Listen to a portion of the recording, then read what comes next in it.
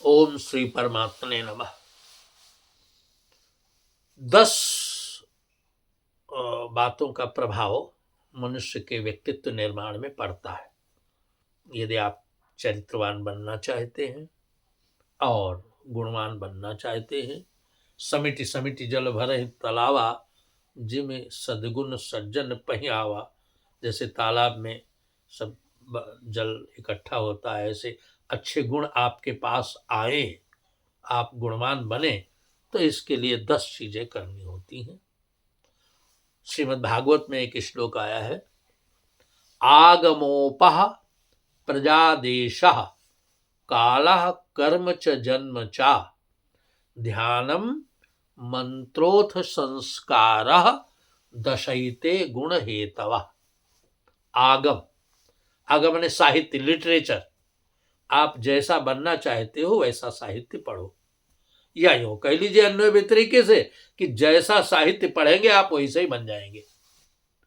इसलिए साहित्य का बहुत प्रभाव पड़ता है। गांधी ने जो है हरिश्चंद्र और श्रवण कुमार नाटक देखे थे, उनका प्रभाव पड़ गया। तो साहित्य केवल किताबें ही नहीं, ये जो हम पिक्चर देखते हैं, टीवी देखते हैं, सीरियल देखते हैं, यूट्यूब देखते हैं, ये सब साहित्य के अंतर्गत ही आता है।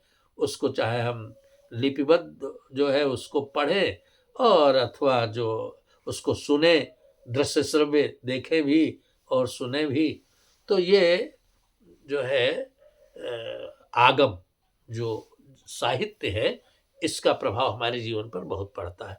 हम क्या बनना चाहते हैं, हमें वैसा साहित्य पढ़ना चाहिए, या जो हम पढ़ते हैं हम वैसे ही निश्चित रूप से बन जाएंगे। जैसा हमारा चिंतन होगा कीट भृंगन न्याय से, हम वैसे चिंतन के अनुकूल बन जाते हैं। कीट भृंगन न्याय जानते ही होंगे। जैसे एक कीड़ा होता है झींगुर, तो वो किसी कोटर में बंद है और बाहर से भौरा गया और एक ही रास्ता है उसमें से निकलने का, तो भौरा बार बार उसको मारता है डंक, तो वो घबरा जाता है, भागता है, लेकिन निकलने के लिए कोई दूसरा रास्ता है नहीं, एक ही रास्ता है, वहां भौरा बैठा हुआ है, उधर तो जा नहीं सकता।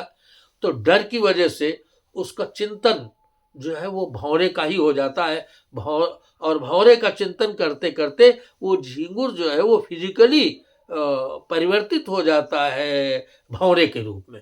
इसी को कहते हैं कीट भृंगन न्याय। कीट में कीड़ा, ये झिंगुर जो कीड़ा होता है वो भौरा बन जाता है। तो ऐसे जो हमारा चिंतन होगा, जैसा भी हम सोचेंगे, जैसा हम वैसे बन जाते हैं। क्योंकि हमारे दर्शक और हमारे पाठक या हमारे सब्सक्राइबर या हमारे मित्र का जो भी कह लीजिए, हम तो बड़े आभारी हैं इनके। वो युवा वर्ग और किशोर वर्ग इनमें अधिक है। तो इसलिए हम बता रहे हैं कि आगम, आप जैसा भी साहित्य पढ़ेंगे वैसा प्रभाव आप पर पड़ेगा, वैसा आपका व्यक्तित्व निर्माण होगा। आगमोपह, आपह, जैसा आप जल पीते हैं, साफ स्वच्छ जल पिए, गंगा जल पिए तो शुचि जल पियत मुदित मन भयउ। लेकिन आजकल तो लोगों ने गंगा को इतना दूषित कर दिया, उसका आचमन नहीं, आप नहीं कर सकते। तो जल का भी प्रभाव पड़ता है। एक बार एक संत थे, तो वो रास्ते से जा रहे थे, तो जल पिया, एक कुएं पे प्यास लगी, बाल्टी लोटा रखा हुआ था, तब कुएं ही थे ज्यादा प्राय, तो वो जल पिया। उसके बाद उनके मन में आया, तो उन्होंने वो लोटा बाल्टी उठा लिया, ओ चल दिए। उसके बाद में बहुत दूर जब निकल गए, जब उसका असर शरीर से समाप्त हुआ, तब उन्हें समझ में आया, अरे ये क्या बात, हमने चोरी कैसे कर ली, क्यों कर ली। तो फिर लौट करके आए और वहाँ फिर उस लोटा बाल्टी को रख दिया और लोगों से पूछा कि भाई ये बताओ कि ये कुआं किसने बनवाया। तो लोगों ने बताया कि एक बहुत बड़ा चोर था, तो उसने कहा जिंदगी भर हमने चोरी की है, बहुत पाप कर्म किया है, तो कुछ पुण्य कर्म भी कर लें, इसलिए हमने उससे चोरी से उस ने बनवाया था, उस चोर ने चोरी के धन से। तब उनके समझ में आया कि हमने जो है वो ऐसा जल पिया। आगमापा, जल का बहुत प्रभाव पड़ता है। प्रजा जो हमारे आसपास होती है, उसका प्रभाव पड़ता है। देशः स्थान का प्रभाव पड़ता है। आप कसाईबाड़ा में चले जाए, बूचड़ खाने में, आपकी हिंसात्मक वृत्ति हो जाएगी। और आप विवेकानंद राग पे कन्याकुमारी में चले जाए, ध्यान लगाया तो बैठ जाए तो अपने आप वहाँ ध्यान लगता है। तो वेव्स होती हैं, भाव तरंगे निकलती हैं, इनका प्रभाव पड़ता है। तो आगम आगम आपः आगमोपः प्रजा और देशः और कालः, समय का बहुत प्रभाव पड़ता है। ब्रह्म मुहूर्त में उठिए तो उसका प्रभाव कुछ और होगा, और रात्रि में कुछ प्रभाव और होगा।